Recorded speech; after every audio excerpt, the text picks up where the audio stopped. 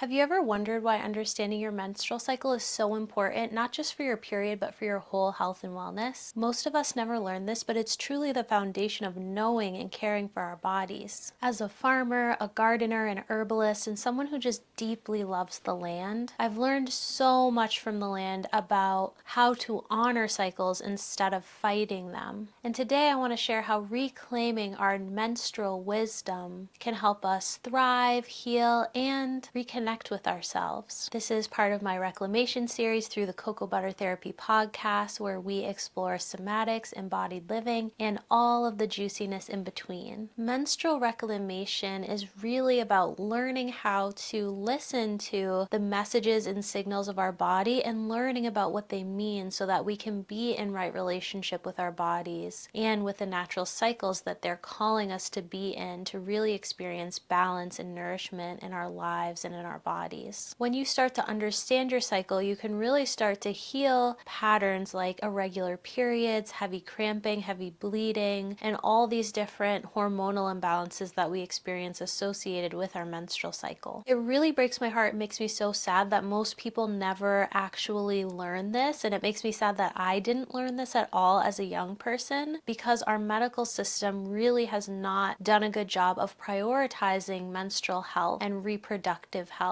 in a holistic way. And that's exactly why I'm creating this series. That's exactly why I want to share what I've learned with you and the wisdom that's really supported me in my journey of learning how to balance my hormones and heal my body, so that you can really be on that path too of reclaiming your menstrual wisdom and your ability to feel a sense of safety and belonging and home and nourishment inside of your body. So today we're going to be focused on the menstrual phase of our cycles, and if you want a bigger overview on cycle syncing and seed cycling, you can watch my previous video and the first video in the menstrual reclamation series. But today we're really going to be focused on our menstrual phase. We're going to look at some common menstrual health concerns. We're going to talk about some different herbs and foods that you can work with during your menstrual phase. And we're just going to talk a little bit deeper about understanding what our hormones and the process our body's going through, so that you can have a better sense of how to create a lifestyle that nourishes and cares for your body based on how your body is responding to all of these different things. In the description below, there's an ebook that I created. It's free. It goes along with the menstrual reclamation series, gives you the overview of cycle syncing, the different menstrual phases, and some of my favorite recipes and things like that for the different phases. So be sure to check that out if you feel like that would be supportive for you. Before we get started, just a quick disclaimer. I am not a doctor or a healthcare professional. I am a gardener, a farmer, an herbalist. I'm a mom of 3. I'm a wife. I am a person who deeply loves the land, and I care deeply about community and us collectively being able to have access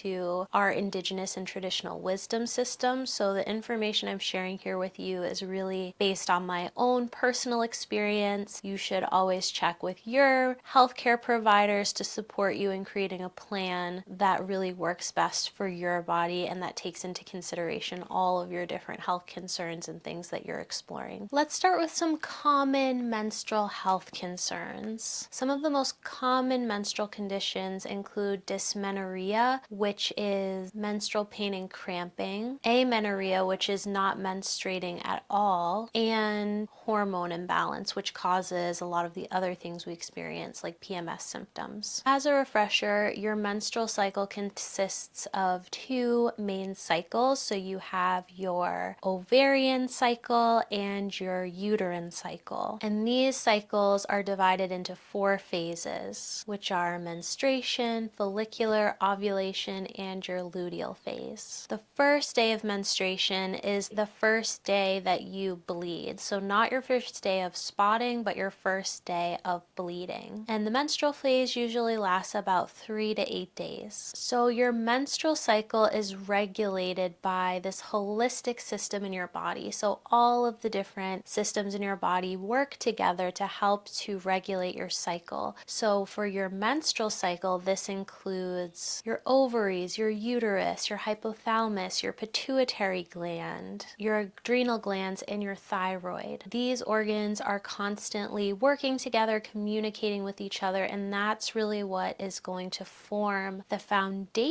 of your menstrual cycle and how it functions. But here's the thing, your reproductive hormones are heavily impacted by environmental toxins, chronic stress, and even the fast-paced culture we live in that prioritizes productivity over well-being. So your endocrine system is the system in your body that really controls the release of hormones for your menstrual cycle. But when we're exposed to endocrine disruptors, things like synthetic fragrances and perfumes and lotions and body care products and face products and makeup and plastics and harsh chemicals, it can really overload our system and become too much to process and work through, especially when we're already experiencing a lot of chronic stress. This can then lead to hormone imbalance, irregular periods, pain, and all of the other things we've become very used to during our menstrual cycle. And I know that can feel really overwhelming to hear because a lot of these environmental toxins are really out of our control, but we actually have so much ability to reclaim our power in so many different ways that can have a huge impact on our health. So I really don't want you to feel discouraged. I want you to feel empowered and supported with this information so that it can really help you to make decisions that are going to feel the best and most supportive for your body. So reducing our exposure to endocrine disruptors can feel really hard, especially at first, because they're in so many things that many people use all the time. But starting to slowly shift out of using those products which are harmful for our bodies can be really helpful, and just starting with one thing at a time,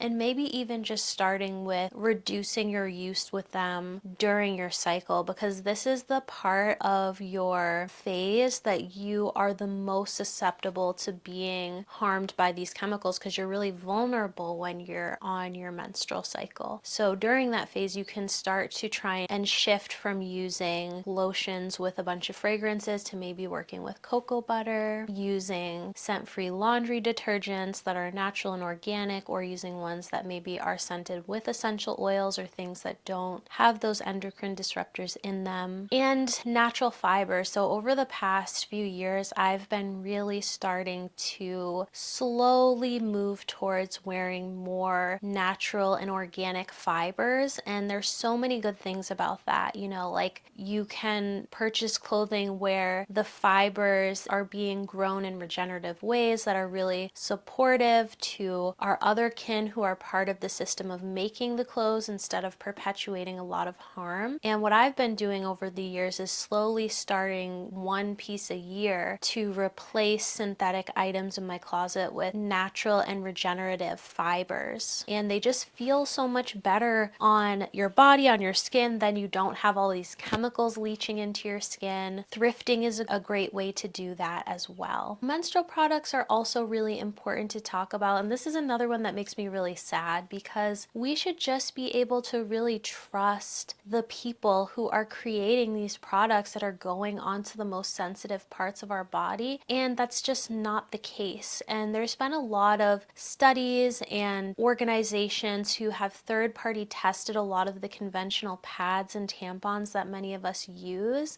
and they have found high levels of really toxic chemicals that leach into our vaginal walls and cause all kinds of fibroids and cancers and tons of reproductive issues, which is really, really sad. And so it's really important to start to move towards using organic, synthetic-free pads and tampons, and luckily there are some companies who are creating things like that. You can also use reusable cloth pads, which I found some really good sites on Etsy who make them, and I also use reusable underwear. You can use menstrual cups as well. And one of the other things I'll just say about reusable pads and underwear is that I think a lot of people can also feel like, well, what happens after I wear them? Where do I put them? Because that's like a lot to wash. And one of the things I was thinking about is I have 3 kids, and when they were little, I cloth diapered them, and I had like a bin for the cloth diapers, and I also had this little thing that hooks up to your toilet that's like a sprayer so that you can spray the poop and stuff off the diapers and then put them into the little pail after. And so I was thinking that could be a great thing, having one of those sprayers hooked up. They were like $30, and even using a diaper pail to put the pads in during your period so you have somewhere other than your regular laundry basket for them to go and then be able to wash them. So these are a few of the options that are a lot better for your body and also a lot better for the planet as well. There are also other herbs that work as endocrine tonics and liver tonics, which help your liver to function well, to be able to process and detox a lot of the excess hormones that are in our bodies from all these disruptors. And we're going to talk a little bit about herbs in this video, and make sure that you subscribe, because in the future I'm definitely going to share a lot more videos about herbalism and really working with different plants and learning how to easily incorporate that into your daily life rhythms. So let's talk about the few different health concerns that come up menstrual conditions. So the first one we're going to talk about is amenorrhea, and this is where you don't have a period or you miss periods. And this can happen for many different reasons. It can happen because of birth control, it can be caused by calorie restriction, it can be caused by really extreme diet restriction, it can be caused by excessive working out and exercising and just kind of like being on the go, doing too much, high stress, low body weight, and exposure to a lot of the toxins that we just talked about. I'm not going to go super into the diet thing right now, and I know that that has a lot of people have different experiences with diet culture and weight and all of these different things, but I do want to share that American diet culture is very, very anti-Indigenous and anti-Black, and so it's really important to me to be able to share with people around reclaiming our ancestral ways of working with food as medicine, because our ancestors had so many ways that they worked with food, and they really understood the sacred alchemy of how foods work, of how protein and fat are eaten together so that the minerals and nutrients of the protein can actually be absorbed into our bodies. And so these really low fat diets are really not good for us. And our ancestors worked a lot with animal fats because that is something that helps to extract the nutrients and minerals out of vegetables and other foods. And they also used a lot of slow cooking methods of vegetables. They didn't eat raw vegetables because raw vegetables contain anti-nutrients which destroy our digestive systems and our guts and actually deplete us of nutrients. And so that's a whole other thing. I definitely am going to share more in the future about nutrient density, reclaiming our ancestral foodways. So if that's something you're interested in, definitely subscribe to the channel and we'll explore that in the future. But for now, back to amenorrhea. One of the plants that I haven't actually worked a lot with, but that some people find helpful, is Queen Anne's lace seed. And this has been used historically as a natural birth control, and it has also been used to help to stimulate your blood flow in your menstrual cycle. Some people wild harvest it, but I would say that unless you have a lot of experience doing that, I wouldn't. Poisonous hemlock is a plant that looks very similar to Queen Anne's lace and is very, very dangerous and toxic. So you don't want to wildcraft it unless you have a lot of experience doing that. And if it's a plant that you're interested in, definitely check with your healthcare provider to see if that fits in based on medications you may be on, your specific health, and all of that kind of stuff. But that is one herb that some people use that can be supportive for stimulating blood flow. Another thing that can really help with this is incorporating healthy fats into your diet. So cold pressed oils, nuts and seeds, nut butters, grass-fed butters, all of those kinds of things can be really supportive. Incorporating grass-fed meats, bringing in gentle movement, maybe slowing down if you're your exercise plan has a lot of excessive exercising and not a lot of time for rest, maybe bringing in some chunks of time, especially during your menstrual phase, of rest and grounded relaxation and nourishment. So most people who menstruate experience PMS on some level, or have, whether that's really mild or really severe. And I have definitely, as a young person in my early 20s and as a teenager, experienced really debilitating PMS, where I experienced high anxiety, fatigue, throwing up, just like really terrible cramping and shortness of breath, all of these different things, just like really debilitating PMS symptoms. And oftentimes PMS isn't just about hormone imbalance, it can also be a sign of nutrient deficiencies. It can be a sign of the impacts of oppression and trauma on our bodies. It can be a sign of exhaustion, endocrine disruption, or even cultural shame around our periods. There's so many different things that can cause this, and that's why so much of menstrual reclamation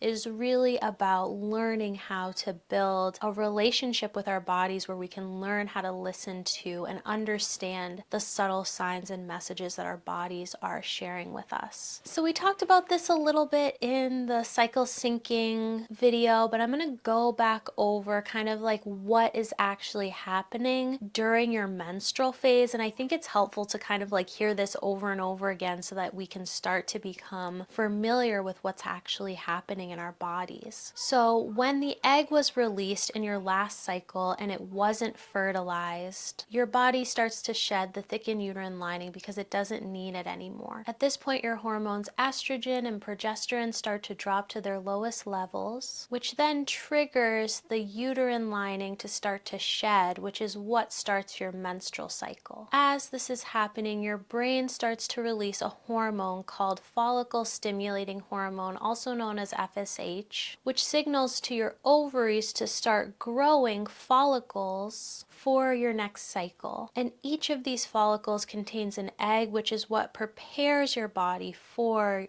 ovulation. So let's talk a little bit about period pain, also known as dysmenorrhea. Just before your period starts, the cells in your uterine lining release an inflammatory chemical called prostaglandins. And these prostaglandins make your uterine muscles contract, which is what starts to shed your uterine lining. If your body releases too many prostaglandins, then they start to spill into your bloodstream, and this is what leads to those really heavy cramps, along with some of the other PMS symptoms that many of us experience. So there's things that you can do to lessen period cramps while they're happening, but ultimately, if you really want to sustainably shift the way that your body is experiencing your cycle, and you don't want to have to deal with having cramps every single month and masking the symptoms, ultimately what you're going to have to do is you're really going to have to focus on diet and aligning your rhythms and flows and ways of working with your body with your actual cycle, because that's what's really going to address the crampings and a lot of these other things. And really, all of the different processes that your body is going through during the luteal phase, which is the phase right before your menstrual phase, that's really what's going to determine what happens in your menstrual phase. And so you want to be caring for your body during the luteal phase and making sure that you have the nutrients, the support, the nourishment your body needs in that phase to ease into your menstrual phase. And when your body doesn't have that, then it's often going into your menstrual phase really depleted, and that's when we start to see all of these different things happening in our bodies. I want to share with you one of the really easy things that I do that has significantly supported my menstrual cycle. For me, has made it so that I don't get cramps at all. I don't have to take Tylenol. It regulates my hormones. It makes it so I don't have cramping and I don't have heavy periods. And what that is that I do an infusion during my luteal phase. I drink it every single day and the first 2 days of my menstrual cycle. It is so nourishing to my body, and it's literally just like the perfect multivitamin that has everything you need. And so what an infusion is it's basically a tea, except for you let it steep for like 6 hours instead of 5 minutes. And the infusion I do is red raspberry leaf, dandelion root, nettles, and I add some marshmallow root at the end because marshmallow helps to bring moisture and nettles is a really drying plant. So let's talk about some other ways that you can manage cramps during your cycle. Ultimately, like I was saying before, it's going to come down to really starting to create a diet and a lifestyle that reflects the needs of your body. But if you're looking for just like quick symptom relief during your cycle, some of the things that you can do are incorporating Epsom salt baths. Epsom salt is magnesium sulfate,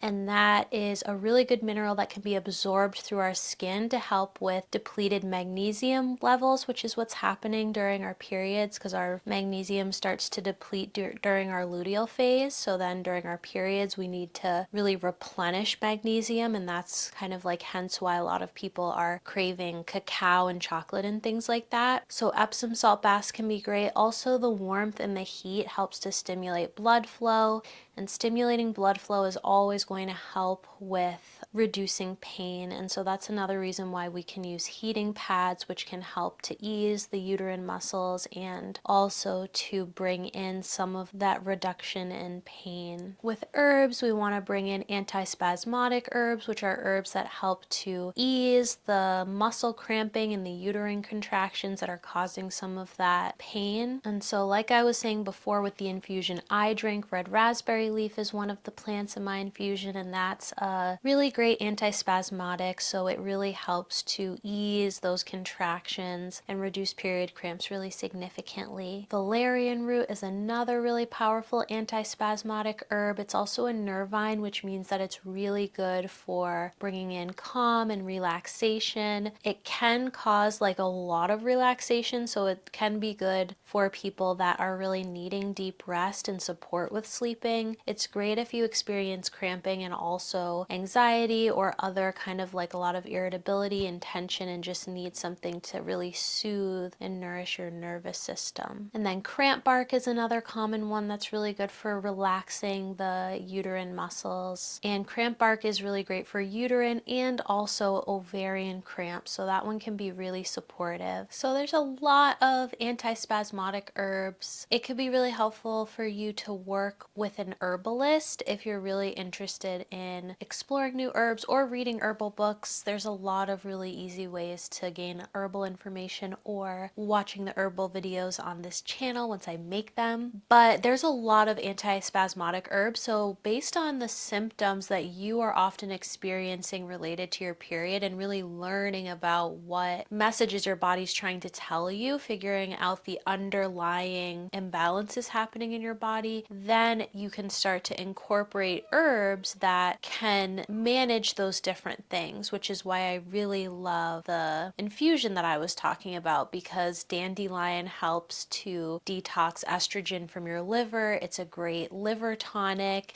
And then you have red raspberry leaf, which really helps with the uterine contractions and with cramping and with lessening heavy bleeding. Nettles is like a beautiful multivitamin. It has like all the minerals and nutrients that your body needs. It's got lots of iron and magnesium and zinc and all of these different things. And so for me, like I often would experience anxiety and emotional imbalance during my period, but working with herbs like valerian or passion flower or even oat straw, things that are more calming and more focused on nervous system support, wasn't actually what my body needed when it came to anxiety. What my body was experiencing anxiety because that was the way that my body was telling me that I wasn't getting the proper nutrients and minerals I needed. And so once I incorporated herbs that contain those nutrients and minerals, that made the anxiety subside versus using an herb to calm my nervous system when the anxiety is really trying to tell me something. And for other people, using an herb for the anxiety, like oat straw or something like that, could be what your body needs, but it all just depends on why your body is sending you certain signals. So it can be really supportive. Work with an herbalist or learn more about what the signals happening in your body are actually meaning. So with cramping, long-term sustainable support with cramping, like anything else with your menstrual cycle, is going to be focused on building like a holistic diet and lifestyle to support what your body is needing. And so with cramping, what is often happening is a lot of inflammation. And so one of the things that we want to do is we want to start to cut out inflammatory foods. So that's things like refined sugar, caffeine, grain-fed meat, which has high levels of omega-6s and no omega-3s, and that's really disruptive to our body and can cause a lot of health issues. We want to cut out fried foods and things like that. All of those things cause inflammation. They increase the prostaglandins in our bodies and ultimately lead to more painful periods. So when we cut those out, what we want to bring in replacement of those is we want to be incorporating berries. We want to incorporate lots of vegetables. Bitter greens are really great for liver support. So dandelion greens is one of my favorites. Broccoli raw. We can incorporate broccolis and kales and those kinds of vegetables. We want to bring in turmeric and ginger. Those are really great anti-inflammatories. Healthy fats like cold pressed oils, so cold pressed olive oil, cold pressed fat, flax and sesame seed oil, unrefined coconut oil, grass-fed butters and fats and nut butters, pumpkin seeds and flax seeds, raw milk, avocado, things like that. Healthy fats are really supportive to balancing our hormones, and they're really important for our bodies. So for cramping, you also really want to focus on incorporating magnesium and zinc. I have a really beautiful cacao smoothie that I make that will be in the ebook in the description below if you want that, and that is one of my favorites. It's so nourishing. It's filled with magnesium. It's got pumpkin seeds in it. It's filled with healthy fats and minerals and nutrients. It's just a really delicious and nourishing way to honor your body during your cycle. Magnesium helps to replenish the production of progesterone and estrogen levels, so it's really important because these often drop during the luteal phase right before your period, so we want to help to increase those once we have our period. And other things that have a good source of magnesium and zinc are, like I was saying, cacao, flax seeds, pumpkin seeds, sweet potato is a really great one, and grass-fed beef as well. So let's talk a little bit estrogen dominance, because estrogen dominance is something that is really common for a lot of people, and it's becoming a lot more common for people nowadays. So estrogen is a really important hormone. It supports healthy immune function, it supports strong bones, heart health, blood sugar balance, fertility, and so many other things. But just like with anything, too much estrogen can cause a lot of imbalances in our body. So some of the signs that you may have an estrogen imbalance are things like a really shortened follicular phase, heavy bright red bleeding during your period, chin acne around ovulation, having really swollen chest or breast tissue, fibrocystic breast or chest tissue, fibroids, weight gain, and even symptoms of hypothyroidism, so things like cold hands and cold feet. One of the main things that can cause estrogen dominance is heavy exposure to an environmental toxin called xenoestrogens. So xenoestrogens are synthetic chemicals that actually mimic natural estrogen and bind to hormone receptors in our bodies. And this disrupts the normal function of our endocrine system. And this disruption can lead to stuff like reproductive cancers, reproductive issues, and a bunch of other health problems. So with that, I know that sounds very scary and overwhelming, and I just want to put a little plug for red clover, which is another really beautiful herb. It often is just growing in grass, so it's something that you you can easily harvest yourself if you know what it looks like. But red clover contains a chemical compound called isoflavonoids, which can actually also bind to estrogen receptors in your body. And these isoflavonoids act as both estrogenic and anti-estrogenic substances. So they can mimic estrogen in your body, but they can also block harmful substances like xenoestrogens from binding to your receptors. So we are really exposed to high levels of xenoestrogens and so many different things. They are found in synthetic clothing, they're found in new furniture, new houses, all of these things. So like when you buy a new bed or a new couch or you move into a brand new house, those are actually off-gassing new flooring. They're off-gassing for 5 years. So there's 5 years where all those chemicals are just coming into the air and they're seeping into your body. So this is one of the reasons why thrifting is really important, aside from all the sustainability reasons, is that it prevents you from being exposed to products that are just off-gassing a bunch of chemicals for a long period of time into your body, which is really important if you're someone who has any kind of like chronic illness or other kinds of health issues that you're navigating, because your system may be really vulnerable to these kinds of substances. So one of the main ways that we can actually reverse estrogen dominance and protect our bodies from estrogen dominance and xenoestrogens is through supporting our liver's detoxification process. So we can start to work with liver supporting herbs and foods, and I mentioned some of the foods earlier, but bitters are a really important category for food. And in America, we are one of the only groups of people on the planet that don't really have a bitters diet. So the only bitters that Americans mostly get are through coffee, and a lot of people who drink coffee sweeten it a lot, which kicks out the bitter flavor. And bitters are a really important quality for supporting our liver and our liver's detoxification process. So some of the herbs that are really supportive for this are dandelion root, which I mentioned earlier, and is one of the herbs that I use in my infusion. So I think that is just the best infusion, but dandelion root is a really good herb to work with to support your liver's healthy functioning and detoxification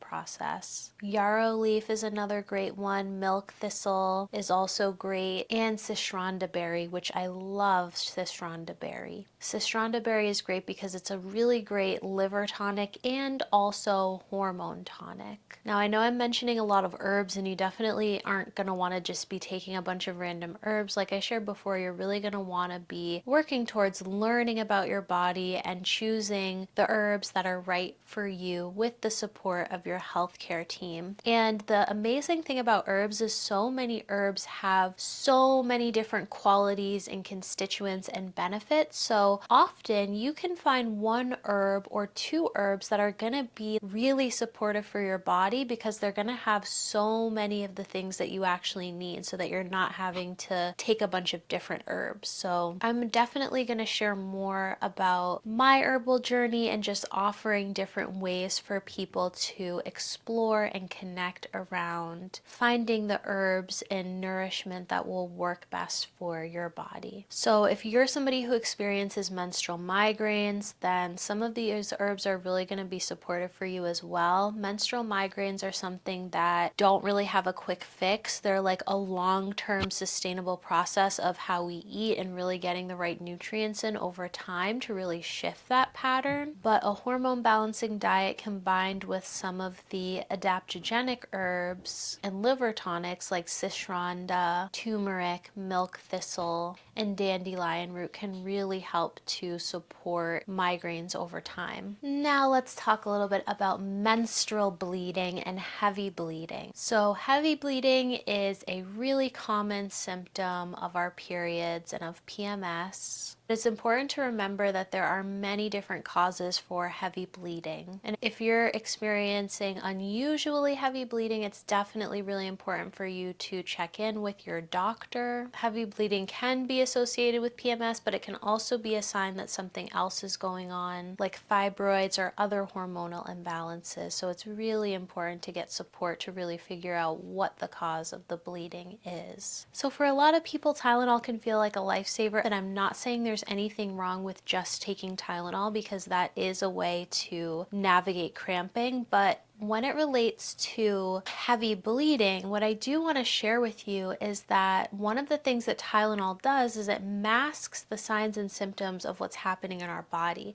So sometimes what can happen is people can take Tylenol and then they can start to feel a lot better, and then maybe just kind of like go about business as usual, move around, do all of these different things. And that can cause a lot of issues, because if your body is having heavy bleeding, it could be a sign of many different things. But one of the things that heavy bleeding can be caused by is excessive exercising, or really doing too much and moving around too much while you're on your period. Our menstrual phase is our inner winter, so it's our time of deep reflection and of really needing to turn inward and slow down. And if we are pushing through that, that is one of the things that can definitely cause us to have heavier bleeding. This is one of the reasons that I really love to use herbs and food and lifestyle changes as a way to navigate heavy bleeding and period pain and PMS and all of this stuff, because it can eliminate heavy bleeding and period pain, but it also is in alignment with our bodies. So what that means is that if we're caring for our bodies, and even if we're feeling not crampy or not in a lot of pain or having heavy bleeding, if we decided to overexert ourselves, we would be able to really feel and hear the subtle signs and shifts of our body telling us where its boundaries are or what is feeling like too much, which is really hard to hear or notice when we have been using pharmaceuticals like Tylenol. So the natural ways of caring for our cycle can be a supportive way to learn how to tune into the really subtle messages that our body sends that take a lot of mindfulness and presence to be able to listen to and hear. If you're looking to manage heavy bleeding with your period and you've already talked with your doctor, you've already figured out that it's not having to do with fibroids or something more serious, one of the herb categories that we often work with for heavy bleeding is styptic herbs. So these are herbs that help to stop excessive bleeding. And we also want to work with nutritive herbs, herbs that are really iron rich and that are filled with a lot of minerals and nutrients to help to really replenish our bodies. So yarrow is a really common styptic herb that is supportive for heavy bleeding. Red raspberry leaf is also a really great herb for heavy bleeding. It has a different action kind of. It more so supports easing the uterine contractions, which then leads to reducing heavy bleeding. Shepherd's purse is another herb that often people will work with yarrow for heavy bleeding. And nettles, I know I've already talked about nettles a bunch because it's one of the herbs that's in the infusion that I use, but nettles is really like nature's multivitamin. It literally has everything you need in it. It can be really drying though, so if you tend to have a dry constitution, like really dry skin or tissues, what I like to do, because I have really dry skin and tissues, is I like to add some marshmallow root to it, which helps to moisten it. And the marshmallow root is great because it also helps to cool and soothe the tissues, which is good for inflammation, and it also helps to support with reducing of some of the bloating associated with PMS. Really starting to track your cycle is a great way to learn how to listen to the messages and stories your body's trying to tell you. It can be super supportive to your journey of really coming back home to your body and learning how to listen to the messages that your body's trying to share with you, and learn and being able to create a rhythm and flow that allows you to connect back to your body and your earth is starting to track your cycle. Cycle tracking is something that has really been supportive for me because in the past, prior to doing this, I would just really every single month have the same emotional experience and physical experience throughout the whole month and have these extreme experiences of anxiety and depression, all this stuff, and I couldn't figure out why it was happening, and I would feel like every month it was just a new thing. But then once I started tracking, I started to see the patterns and when I was experiencing certain things, and it really helped me to start to learn more about my body and what my body was needing. And there's so many things that cycle syncing can do. It can be looking at your emotions, your hormones, your cervical fluid, the color of your blood, so many different things that you can track to really learn how to listen to your body. And with tracking, I will just say that some of the digital apps actually track your data, and I'm not fully sure where that data goes, so I tend to like to use paper products. I'm old school like that when it comes to cycle tracking, but if you want to use a digital product, then maybe just doing a little bit of research to make sure that it feels aligned with what you care about. So in one of Hitomi's YouTube videos, she shared that this cycle journal is something that she uses, and I also love this cycle journal. And this journal is amazing. It's a yearly journal, and I love it because it has so much really great information about your cycle. It shows the different phases, energies, it shows information about your reproductive organs, how your cycle works. It shows you information about your different cervical mucus and the meaning of it. So much cool stuff. And then it has really great pages for tracking your cycle and also spaces for writing in information that you want to track. It has a lot of cool stuff. I really love this and I highly recommend this cycle syncing journal. It's one of the most in-depth ones that I've found, which feels really important to me. When you start honoring your body's natural cycles, you unlock a whole new level of well-being, energy, and self-understanding, and really developing a super powerful and beautiful relationship with yourself. You don't have to settle for pain or exhaustion or confusion around your period. By tuning into your body, nourishing yourself, and making small changes, whether that's through food, herbs, or simply just giving yourself permission to rest, you can really transform your relationship with your body and with your menstrual experience. If you want more support on your journey, don't forget to download the free menstrual reclamation ebook in the description below. It's filled with practical tips and recipes and natural remedies to help you reclaim your cycle and feel your best. Make sure you tune in for next week, because next week we're going to explore the follicular phase. Thank you so much for joining me today. If this video helped you, please give it a thumbs up, subscribe to the channel, and I would love to hear your comments below about your experience of your menstrual journey, finding home and your way back to your body, and the things that have really supported and nourished you. Let's keep learning and reclaiming our cycles together, because you deserve to feel safe, supported, empowered, and in tune with the rhythms and flows and cycles and messages of your body. I hope you have a wonderful day, and I'll see you next week for the follicular phase. Bye, loves.